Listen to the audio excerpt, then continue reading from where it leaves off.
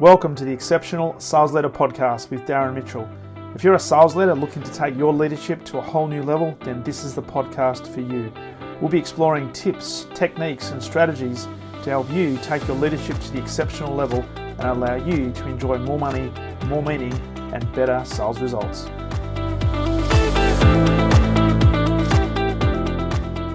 Welcome back to the Exceptional Sales Leader Podcast, and welcome to a man who is originally from the US, spent a lot of time in Singapore, and now calls the UK home, Mr. Kyle Hegarty, Managing Director at Leadership Nomad, and an author of the second book, soon to be released. It's been released on Kindle as of today, and if you're listening to this, today is the 23rd of February 2026. When you're listening to this, it's probably towards the back end of March. But Kyle, welcome very much to the podcast, my friend. Good to see you. Thanks, Darren. It's been we spent a bit of time just talking before we pressed record, and you said you're self-publishing this particular book, and the book's title is Sales Punks: The Rebel's Guide to Rewriting the Rules of B2B Sales, which we're very much looking forward to delving into. But you just tell me a little bit about the story of self-publishing and what the experience has been. So this is my second book. The first one actually went through a traditional publisher, and it came out. We were chatting beforehand about COVID stories. My book launched in April of 2020, and we had positioned it and built it in 2019 with this message of like international business travel. That was who we were targeting. And so, well, talk about timing. Yeah, timing is everything. So we came out in April, came out hot in April 2020 as everyone was locked down and not, airports were just dust clouds of emptiness. And so the timing wasn't ideal, but got it out. I wanted to experiment with self-publishing just to see the difference. I think that there's pros and cons to all of them. I know that every author has different experiences with it. Yeah. So ask me in a few months how it's gone, but I do like the flexibility to it. I like the ability to kind of, I actually think that the entire publishing industry needs to be disrupted. It needs a little bit of punk attitude as well. So maybe this will be a good lesson for me to see what's working and what needs to be broken and rebuilt. Nice, and we'll explore the origins of the book itself in a second. But before we do that, I'd love to just explore a little bit about your background. You're saying that you're originally from the US. I think you said from memory, you spent 20 years in Singapore. Is that right? Yeah, and now you reside in the UK. Yeah. So where did it all start for you, and what led you to do what you do today, running Leadership Nomad and being the author of 2 books? I started in banking and absolutely hated it, and jumped into the .com party and loved it. And just like so many others, got caught up in the implosion of that. Hopefully, we're not seeing history repeat itself now with some other tech trends, but remains to be seen. I was in project management, doing some tech components. What I was never doing was sales. And I ended up taking a sales job just because that was the only gig in town at the time.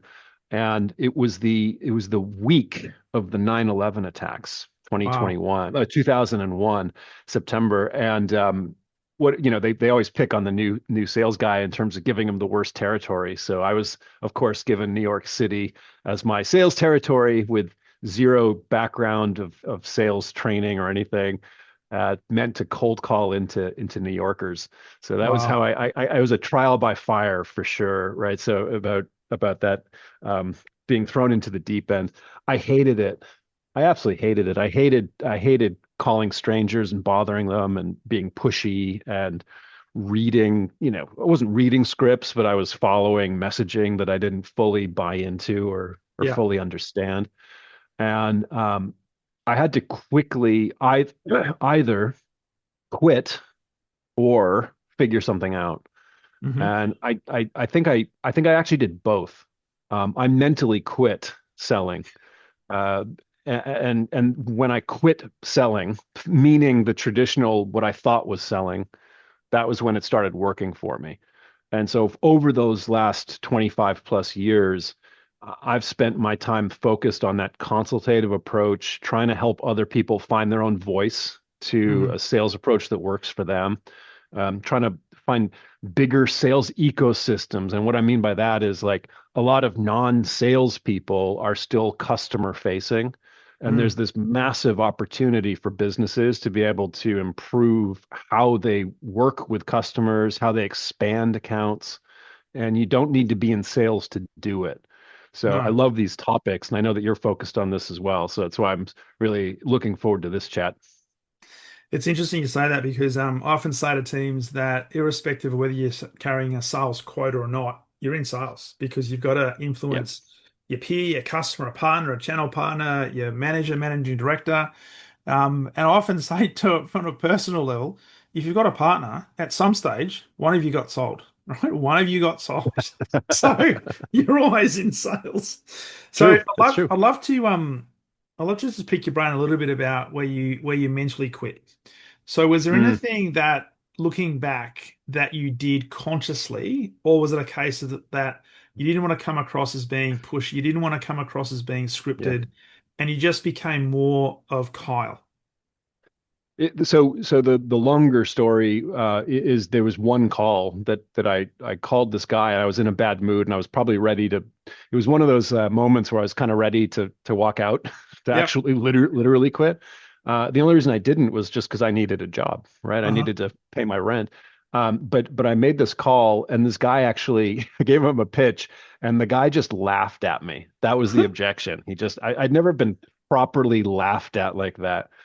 And to me, that was the trigger. It was like, okay, I'm out of here. It's like I either click, hang up the phone now and just walk out the door, or wrap up this call and, depart politely. And but the second he started laughing at me, he goes, he's like, that's the worst sales pitch I've ever heard.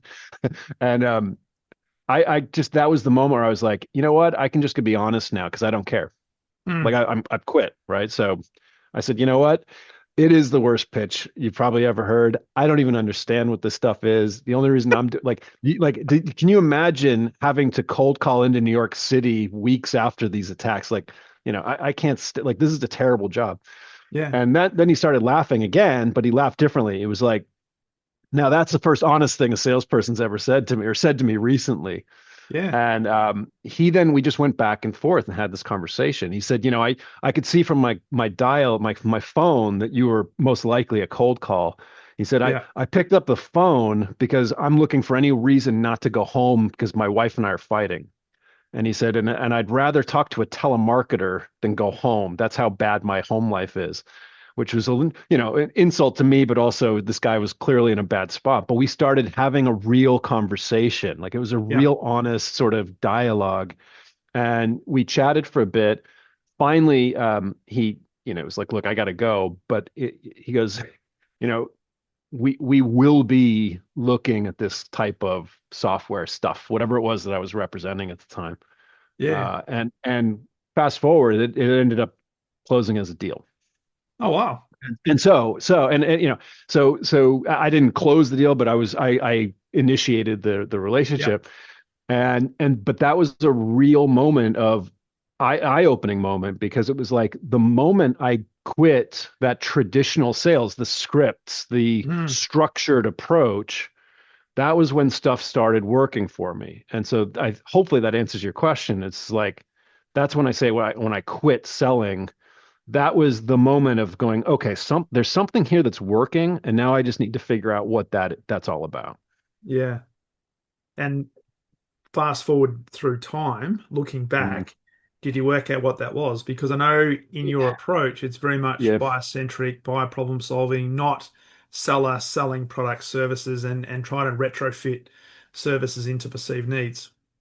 I started looking into like all of the major sales methodologies that were out there, right? So you've Hmm. got the Miller Hymans, you've got Spin, Challenger came out years later, Yeah. Sandler was out there. And I loved pieces of a lot of it, right? And some of it works just absolutely fantastic in certain scenarios, but Yeah. in other cases it doesn't always work. And so it was like, some of these methodologies are great, but if you take them too literally or if you're too rigid about them, I think you can end up going off the mark. So Yeah. I ended up over the years kind of developing just from the philosophy that I'd mentioned, right? That quitting, that kind of finding your own honesty and your own voice, and then putting it into a system that was flexible and adaptable. And when I say flexible and adaptable, I didn't continue the rest of my background, but I ended up moving to Singapore in about 5 years after that fateful Yeah. call. And the cross-cultural piece of that came in. So I was entrenched in selling at that point, but all of a sudden now I'm selling across Southeast Asia. Hmm. And my clients are sometimes Western European or Australian. And Australia is a perfect example of an American showing up into Sydney or Melbourne, doing his or her American approach, and it not working at all, even though culturally there's a tons of Yeah. similarities, Yeah. right? But it's not going to work. And so I Mm. found that whole process fascinating, and I found that the need to be able to duck and weave and adapt in real time was really a big piece of the puzzle. Love that. Um, as you were talking, I'm thinking one of the key things I'm getting from you is perhaps the ability to disassociate from an outcome. Like when you think about your first sales job calling into New York, and it may not necessarily have been to sell a product, more likely to sell a meeting or some sort of beginning of a process. Yes. I see a lot of great salespeople who have this ability to not put so much pressure on themselves to have to get the perfect outcome. They fully believe in what they do, but they're Mm. really honed in on identifying is there a problem in the marketplace that they can potentially identify and therefore create an opportunity to solve. And that's why they become successful in many cases. There's still a process they follow, but it's not about, I've got to get this done. The I 100% agree. It's that short-term focused mindset, which is where the problems really begin. So Mm. you get a lot of sales teams, and they put a lot of pressure on a quarterly numbers. Yeah. Show me your CRM. We've got to get these things moving to next sales stage. And so the second you start putting that pressure on yourself, that's when the mistakes start picking up. Let's take non-salespeople as an example as well. So oftentimes consultants, lawyers, anybody who, and actually Salesforce is a good case study right now. They've recently changed the compensation plans for some of their sales engineers who aren't selling, but Yep. now all of a sudden they're going to start getting commission and they're going to have targets. Yep. Interesting. We'll see what happens with that. But one of the problems, if these people aren't trained properly, that puts a short-term focus on the conversations that they have with Mm. customers, and that can lead to bad outcomes because you end up going into the traditional sales approach, which is being pushy, pressuring, thinking about crossing the line rather than thinking about where you are in any given conversation, to your Yeah. point, right? So Yeah. um, as the economy is squishy and companies are getting nervous, oftentimes they start tightening the screws and putting more pressure on sales teams, and that usually ends up having the opposite result that they're It looking for. is. And I'm glad you mentioned that it's going to depend a lot on the training because a great organization that introduce skin in the game for their people also make sure that they keep the customer at the forefront of what they do Yep, and not get that level of bias that comes into. So I've got to hit my short-term target. Otherwise, I miss out on my bonus. And I've got to get my yep, bonus because my wife, my husband, my partner's expecting yep. that new gift or the renovation or whatever the case might be. Yeah, it'll be And, interesting to and see. I've seen this. I've seen this with lawyers, with consultants who, and they're very clear. I'm not in sales. I'm not in sales. Well, we're all in sales, right? So, to fall into that trap where I, I'd use the word desperation kicks in, which is an Mm, extreme case, but there's moments where you feel like I need to win this deal, and companies actually get into trouble. I've worked with some companies, and they have what they'll call must-win accounts. hmm And to me, it's like right off the bat, like you are setting yourself up for failure, or at the very least, the most aggressive price discounting, right? Like you've just given the green light to a sales rep to do whatever it takes to get this deal, which That's is it. probably which is, I think, the wrong way to approach these accounts. And that's when you get both the individual commission breath, but imagine the corporate commission breath where the company says, this is a must-win business. We Yeah, must win this. So every key stakeholder is going to have the commission yeah, breath yeah, yeah, coming across. yeah. Not good. Yeah. So, but we've seen this forever. So I mean, I don't think the world's changed, but I do think that some of this core mindset stuff. This is hopefully this is why keeps you and I in business. Well, absolutely, absolutely. It's interesting. I was going to actually ask you. There are a few companies in Australia and some of the people I speak to in the US where companies that they're across are starting to deconstruct commission plans and not Mm, necessarily pay big commissions to their individual contributors, but more have like a shared structure where yep, a sales team doesn't necessarily have individual targets, but it's more about the contribution to the greater good around the team. You yep. seen that in the UK, and if so, what are your thoughts? So I'm going to give you the consulting answer, which is never satisfying. It's case by case basis, right? It really depends Yes. on what you're selling. It depends on so many different factors. If you need to go out and sell as much as possible quickly, you want to find the hunters that are compensated to go hunt, Yeah. right? If you're in more of a farming type of environment, then you want to be more collective in your Mm. approach. I've seen it vary considerably. There are cultural components to it as well. Um, I wish I had a better answer for you on that. What I do think it takes is to look at each account or each company specifically to see like what is it that their real goals are here. Yeah. I'd be curious. I think that I've seen, I guess in the tech world, a lot of the big, what you used to call them elephant hunters, the guys going after these mega deals, and they were getting commissions where they were making more than the CEO. Yeah. And oftentimes there was some ego at play, and a lot of that got squashed. Uh, you know, you hire a salesperson to bring in big deals. So if they're bringing in big deals, they should be compensated the way they've been promised.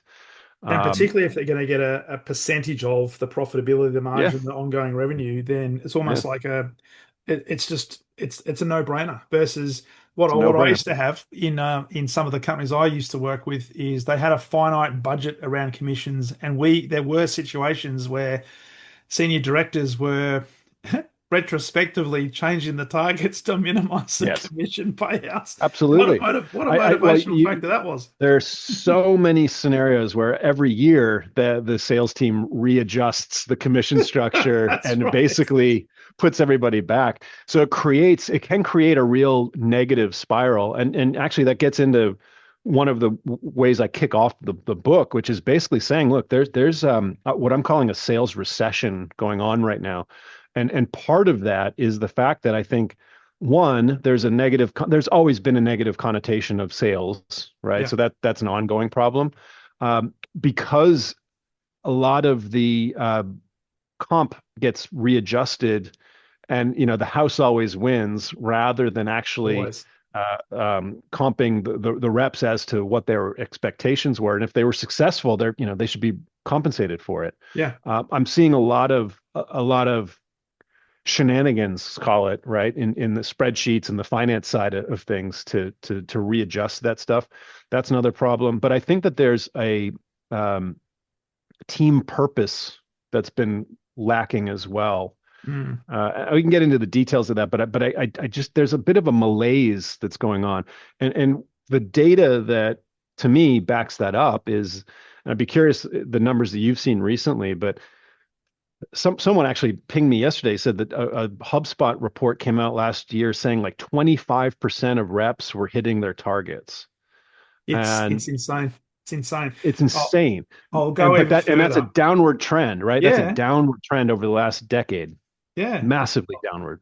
I was doing some work for an organization that most people would have heard of, Adobe, global organization. And interestingly, based on the structure of their plans, you'd have individual contributors that a small percentage, such as 25, 30% making target, which then Yep. fed up to the sales managers, maybe not quite making target, but right up to, say, senior directors, most of them were making target. So it was almost this Hmm. Yeah, unbalanced approach. So that doesn't they make say, hey, as long as we make sense, our right? target at the corporate level, we're all good, right?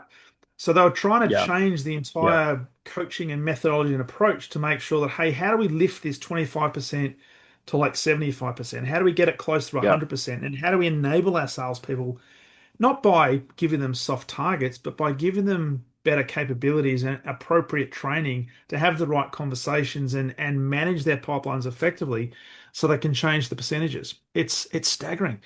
And I, that's why there's so many people changing jobs as well. yes. So that's the other metric to be able to look at, which is the quick turnover Mm, of sales reps. Not only them choosing to leave, and mm, oftentimes the ones that are the successful ones end up leaving fastest, but then also these massive layoffs that are happening. And I'm hearing stories of some of the big tech companies. They're doing mass layoffs even for people that are hitting or exceeding their targets. yeah. And you go, well, okay, there's something kind of, something's amiss here. I'd be curious to go Mm. back to your example though. Was there things that to move that number towards the 70%? Were there any particular things that started moving the needle the right way? Um, Forensic investigation of pipeline, so specifically pipeline and deal coaching, better Yep, qualification, better conversations, but actually turning the sales leaders into not compliance administrators, but enablers coaches. around exceptional Yep. coaching. Yeah. Because Yes. we Yeah. found that coaching is the number one driver of high performance, but it's also the first thing that gets actually either cancelled or put to the side Yes. because it's difficult to get a tangible instant return on that effort because it Yep. takes a lag That's factor, right? it's But true. it's a driver of I, high performance. One of the things I was calling also is just kind of like the sales theater. And what I mean is like when sales reps or sales managers feel that they have to put in stuff into the CRM, even though it's just made up, because they have to, check the boxes to be able to move forward, or they Yeah. have to just say what they think that the managers want to hear. And so you end up with this massive database of just kind of made up stuff, right? So and the joke is that some of the best fiction that's out there today is found in CRM spreadsheets and reports. That's it. And that's even if your sales reps actually use the CRM rather than use their own Excel spreadsheet. I did a survey last year. It was only 100 reps across companies, and they all used the same CRM. I won't name them, but it's the one that you have in mind and everyone else has in mind when I mention CRM. Uh, 83 out of the 100 kept everything on their own spreadsheets. There you go. There you go. 83% of sales reps, and these were tech companies. These were like advanced, these were sophisticated companies that were tech savvy. 83%, double, That is basically. Yeah. that is it's not an unsurprising statistic, Kyle, but it's also a damning statistic when you look at it to say, well, Yeah. and this is not to say that the CRM systems are not good, not functional, Nope. and they serve a purpose. But you Yep. have to look at the underlying culture as to how those CRMs are actually being used to drive performance. Is it more of a compliance thing or is it an enabler? Because going back to what you Yep. said before, having a look at the ecosystem of selling, we've got a lot more people now involved in the selling to a customer. Yep. The CRM should well be the source of truth to enable us to better serve and get an outcome that's going to benefit the customer rather than be a compliance to say, have I checked the box? The the 83% was astounding. And then kudos to us. We haven't brought up AI yet, and we've been No. talking for like 20 minutes. So this is impressive. I'm gonna break this and bring it in. But uh, as we start getting as the AI sell, which is essentially, oh, we can do so much more and so much more thoughtful Mm, analysis with the data. If you've got crap data, you're going to have crap analysis, and it's just going to be even more. It's just going to be more expensively wrong than it's been before. So, CRM hygiene is just a critical piece to this for sure. it is. It is. So let's talk about the book, Sales Punks. So there's a couple of questions off the bat. The first question is, was there a specific catalyst? It was just, 5, 6 years had gone by, so it's time for another book. Hoping that time was going to be better rather than a traveling book for business. Yeah, right, Uh, right. so the Um, timing of it, but also what was the I guess the meaning behind the name? yeah. So I had been playing with. with the sales book for a while, the concept, and I've been writing some individual stories and case studies that were, best practice, things like that. I kind of had a moment though. It was another phone call. So these kind of moments of light bulbs, clicking. Yeah. Um, I wanted to buy an AI tool for my clients, right? So it was an AI sales tool, and I went through the sales process. I was a buyer.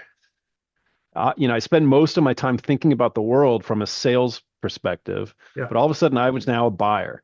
And so I went online, did my research, watched all the online demos. Wow, everything's so much more automated now. This is a fluid process. Okay, I'm interested. Show me the price. Click. Yeah, you got to talk to a sales rep. Okay. Oh, okay, fine. Time zone issues, fine, figure that out. Get onto a call and I start asking very specific questions. And the sales rep, who was one of the founders of the company, he said, "Oh, you're asking great questions, but you're on stage 7 and we're on stage 1." And that to me was this moment. It was going, something fundamental has changed in the enterprise buying world, right? Because he might think we're at stage 1, but I'm the buyer. I'm at stage 7. I have a Mm, check in hand, and mm. that check did not get signed over to him because what he was doing was following a old school process that didn't take into account the fact that I had done all my homework already. I was at I was at the 85% mark of a sales process Yeah. before I even spoke to any sales rep. But Yeah. he was treating it like he has gone, and I was kind of laughing because I'm a sales trainer. I know the system that this guy is using, and it's kind of what I was training on. And it was just like, oh shit, the world has changed, right? Um, Buyers have changed, but salespeople have not. And so Yeah. that became the mantra to say, right, we need to figure this out. Now, Mm. the second question that you asked was the title. I started thinking about all this stuff. Now, a lot of these sales processes, these sales methodologies were invented in the 1980s, sometimes the 70s, 60s. Yeah. A lot of it's really good stuff, but it hasn't really been updated based on the example that I just gave. And I was thinking, we're following these processes back from the days of disco. Mm. What what music killed disco? Well, punk came in and just tore the industry up. So we needed a little bit of punk energy into the sales world. Now so we need to go in and just have honest conversations and break stuff that's no longer working and Yeah. then rebuild it just in a 2026 mindset. It's Yeah. it's to refocus on the core stuff that got buried in all the tech stacks, right? I'm not saying, like because a lot of this old school stuff is still absolutely critical, but Mm. it's about just having that honest moment where, we got to find buyers. We got to go to buyers where they are because that we're in the buyers are now in a totally different mindset and approach, and we've got to 100%. change with them. So that's where that 100%. comes from. I love that. And I'm glad you shared that example where you were in the buying cycle as compared to where the seller was in their selling cycle, because a lot of companies still focus on a sales process Yep. and they ignore to their own detriment the buying process and recognizing Yep. that, you know what, you just said 85% of your research had already been done, right? So you were Yep. at the point where you were probably ready to make a buying decision, and yet Yep. the seller wasn't ready because they thought, I've still got to educate you on my product because I don't know you yet. And not Yep. recognizing, hang on, you knew them more than they probably Yeah. knew themselves.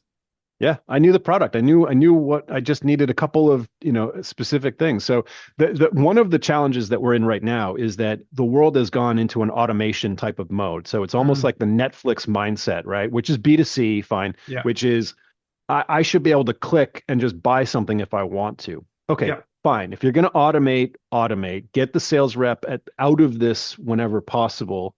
If they have to be involved in it, be as frictionless as possible, right? mm, We need to retrain reps to actually know how to get out of the way yeah, and help a deal rather than slow it down. yeah. One. Two, the other piece of this though is that I as a buyer am flooded with information. It can be confusing. And so oftentimes buyers are now showing up and they've got this scramble of data and information. Sometimes it's not correct information. So there's now a kind of another track, which is that sales reps need to be even more consultative. Mm. They need to be more um, thoughtful about helping a buyer untangle the mess of research that they've already done, the Yeah. preconceived notions that they might already have. And I think that that's a slightly different skill set than traditional consultative selling. So what I'm arguing is that sales is kind of branched. There's like the automation track. If we're going to automate, make it as seamless as possible, Yeah. or the more traditional enterprise approach where, hey, these are still complex deals and we need to Mm. be the right guides to be able to help and ask smart questions. We just need to do that better. So it's kind of two Yeah. different directions. I like that. And if you then throw the overlay of AI, there's a lot of people that think, well, AI will do a lot of the research, a lot of the selling, a lot of the progression of a deal for me. But more and more, and I actually saw a post today on LinkedIn where a person who is an executive said they got something like 23 personalized messages that are all done their research, but it was all AI. Yep. And she actually instigated based on a phone call that she got. So it's going from digital to now the old analog way. The person who rang her and actually had something Yes. that was question based, business based, curiosity Yep. based got her attention. Yep. So we're thinking here is you can use technology, but don't give over to technology because people still crave a connection. And I'll still Yep. keep coming back to this that they want to do business with those who they know, who they Yep. like, and who they trust, and who they ultimately remember. One of 100%. One of the challenges that's happened over the last 10 plus years is that many sales reps don't know what a phone is anymore. I mean, and in That's some cases, they right. literally don't even have a phone, right? Like uh, and look, the world is changing. That's absolutely fine. But there's going to be a moment in most sales interactions where you do have to have a conversation. Mm, And I don't know about you, but the more you speak to people over the phone, face to face, the more you become comfortable with a cadence, with your messaging, with yep. being able to handle objections. And I'm seeing a lot of call reluctance Mm, because people just, the expectation is more that it's a back and forth digital interaction, where it's mm. whether email. I was working with a company and they do a lot of their deal through WhatsApp. So, Okay. and they're chatting with prospects and the and these are younger prospects, these are younger people, but nobody's used to being on the phone anymore. No, no. And so it's an interesting challenge, but I think that when I poke around and test sales teams to actually give me their pitch, to articulate it out loud, it's oftentimes a train wreck to get started because they haven't been on the phone making these calls. And to your point, to that executive's example, there is a craving for a connection. It goes back Mm, to my origin story of being able to have like a connection in your own voice, in your own style. yeah. So I think salespeople now, anybody customer focused now has to Mm, have their point of view. Like, what is it that they think about the world? yeah. What value do they have to add to this conversation? That's it. And they have to do it in a way that's confident. So there's Mm. a that's a challenge that the industry is facing right now. I just wonder how much of that, particularly with a younger generation coming through who Yeah. perhaps haven't been brought up, have not been brought up using the telephone, as you said before, they don't even know what a Yeah. telephone looks like. Um, is that going to, do you think that's going to create a bit of a void in terms of capability that might hold companies back? Or do you think there's compensation through maybe some of the old school that's going to come back and not so much the sales process, but maybe some more wise heads that are still around the organization, which sort of brings in the ageism, people who are a bit more mature, perhaps, the more old school. Hope hopefully market forces do their thing and opportunities get identified. So if there is now an opportunity in the market for human to human interaction, where I think that smart salespeople are going to find it and they're going Mm, to be wildly successful. If they are using AI to do all of their writing for them and to do all of that, we're already seeing people can sniff it out. Yeah. I got a note this morning. I actually got somebody responded to a LinkedIn post, and they clearly had used AI to do it. And I was just like, I'm not going to call it out, but like, I'm not also going to respond to it because it's just too much. It's just annoying, right? People, it's just a put off. So, Yeah. um, I think that people are waking up to that approach, to that message, to the Mhm. negative components of what AI can bring. Mhm. However, what I love working with people on is how do we use AI to actually do smart research Yeah. and then to apply it into the questions that we ask, the conversations that we have, Mhm. the prospecting that we do.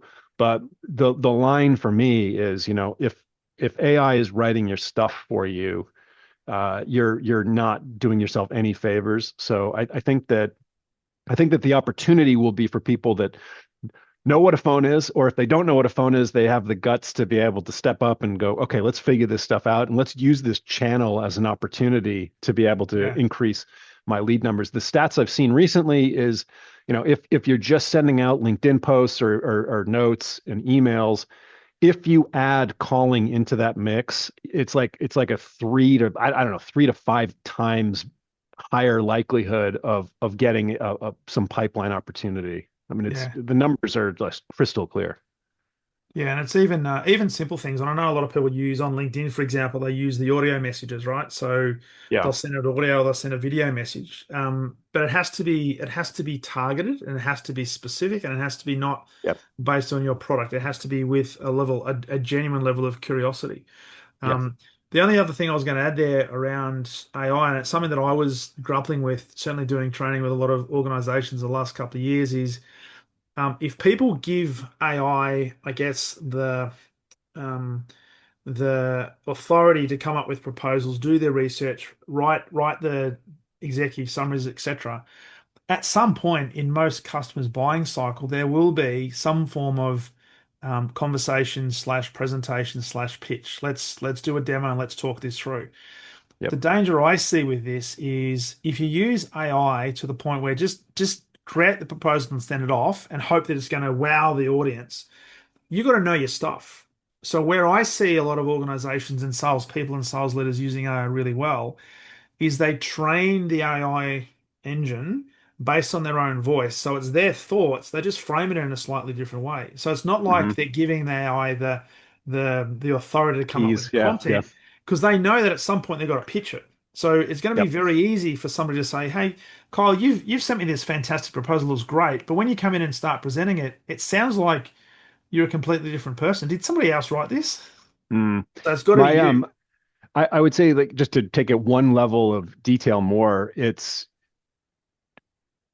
write the first draft. Like, write what you want to write. If you're going to use AI to polish it, that's fine, but make Yeah, sure that it's your foundation and yeah, not vice versa. Vice versa would be to go to an AI and go, I want to write an article, I want to write a proposal about this and have it do it.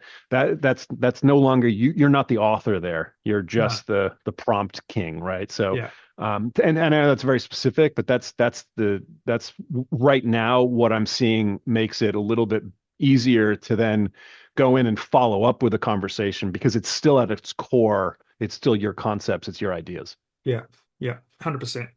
Yeah, So if we're looking forward with all and you brought up AI. I actually hadn't planned to bring up AI, but you brought it up, so thank you I had to. for I'm legally required to in 2026. Have to.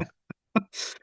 Um, as a trainer, as a facilitator, and now as an author, when you're looking forward in the world of sales, do you have a do you have a feeling of optimism? Do you think there's some things we should be concerned about, or what's your view of sales over the next 5 to 10 years? Okay, so any crystal ball stuff is basically we're all making it up. Let's just, as long as we're first to be able to say that, just We totally are, making this up. we are. No, look, I think that I think that there's going to be massive disruption. So you can look at that in a negative way or a positive way. I'm massively positive on the future of sales. I think actually sales might find again a shiny sort of future here. And the reason is because this is going to be a little bit dark, but a lot of salespeople are going to lose their job in the next 12 to 24 months. Yeah. If your job today involves spending a lot of time sending cold email outreach, LinkedIn posts, or not posts, but even LinkedIn notes, Yeah. responding to inbound inquiries, doing standard presentations, I don't think your job is going to exist in 12 to 24 months. It's just, Yeah. that's just the reality. So for people in the sales space who are finding that that's what they're doing, they need to step up and be proactive to be able to get Mm. over that. Those things are going to be automated. The opportunity is, as we've discussed throughout this conversation, it's the human component of this. It's finding our unique voice. It's Mm. finding a unique perspective. It's becoming more of an expert in not only our industry, but the specific industries that we're working within. Because Yeah. ultimately, we have to come into these conversations with a way to add value and not just more word salad that AI can easily spit out. So I think that AI is going to actually be massively helpful to smart salespeople who know how to use it as a tool, but only as a tool, not a Mm. crutch. Yeah. I love that. And I love that approach because the thing I'll add to that is even going back 25, 30, 35, even 50 years, the great salespeople had a way of building credibility and really engaging with their customer to solve a problem. Yes, they Mm, ended up selling a product, but it wasn't a product that the customer didn't want or need. It was a product that would definitely and genuinely solve a problem. mm, And what we're seeing with all this technology is at the end of the day, customers are still waking up thinking, I've got this problem, but I don't necessarily know either how to solve it or who can potentially solve it for me. And right. so if we can educate the market around that, but be curious in terms of talking about those problems and create some credibility in the marketplace, there's a high probability knowing that customers and buyers are doing more research before they engage with you. You should be able to put yourself in the front of your competitors, but it's not about your product. It's not about the product. 100% agree. I think the way I would kind of wrap this up is getting into the book again is we've come from a world where there's a lot of sales enablement, right? Sales enablement is a sometimes a team, sometimes it's just a thing that some small teams, just that's their job. How do Yeah. you enable salespeople to sell better? My argument in this book is that we need to actually change some of those labels to say, let's instead of being sales enablement, let's be buyer enablement. Yeah.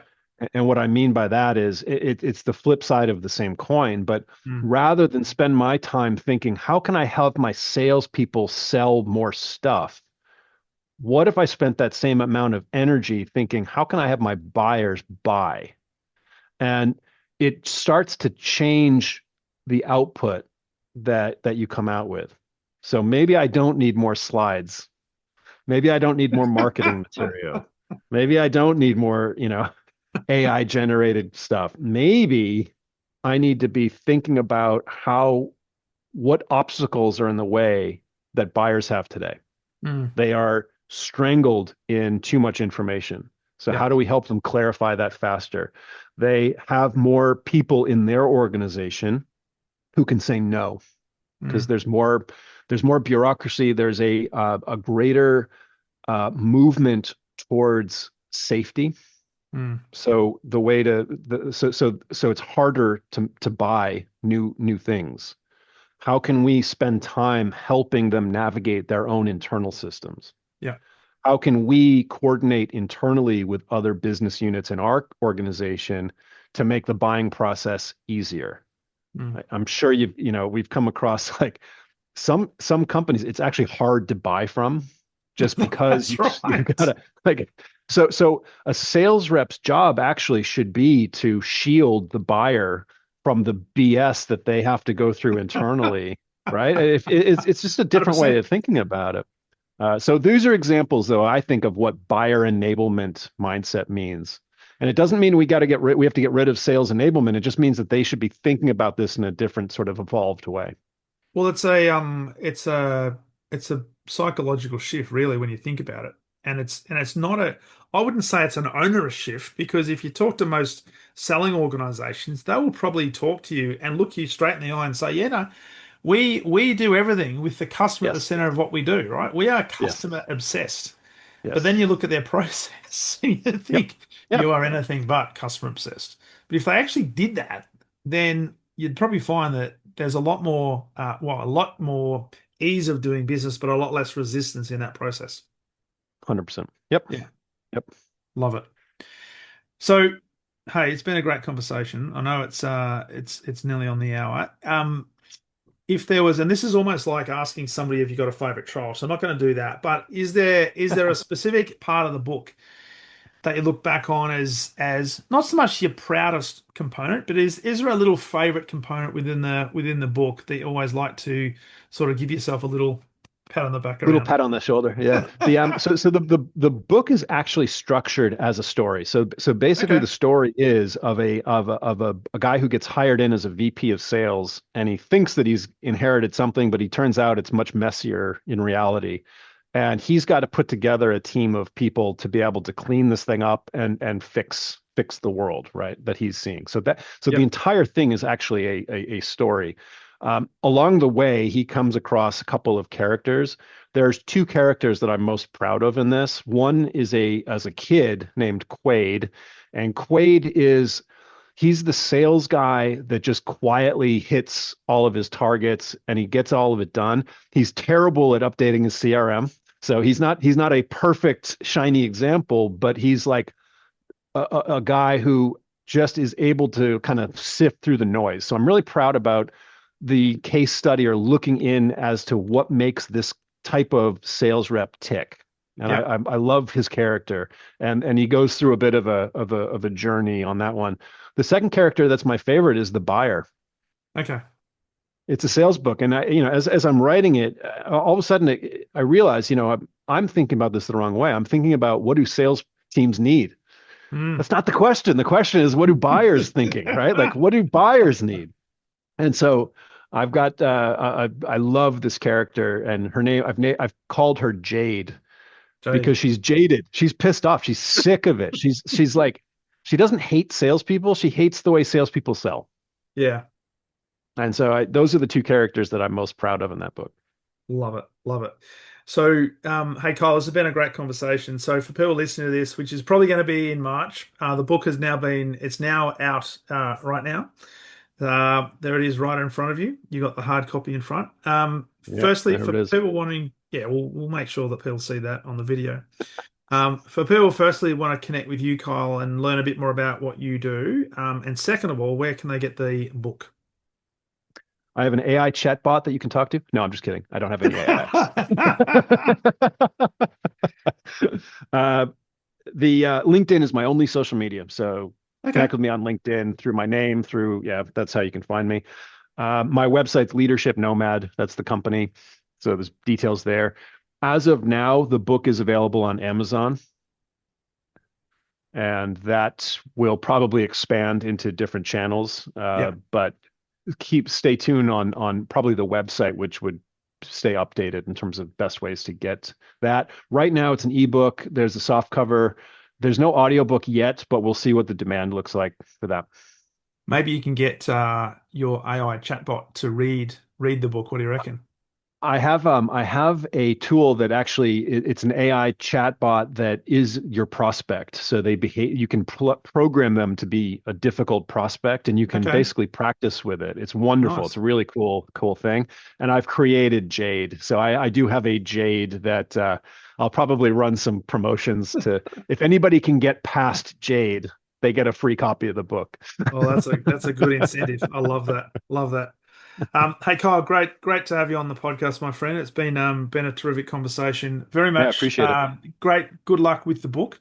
I know it'll be a hit, and all the best in your continual journey around sales excellence. What you're doing with Leadership Nomad. Thanks for being on the Thanks. podcast, mate. Thanks, Darren.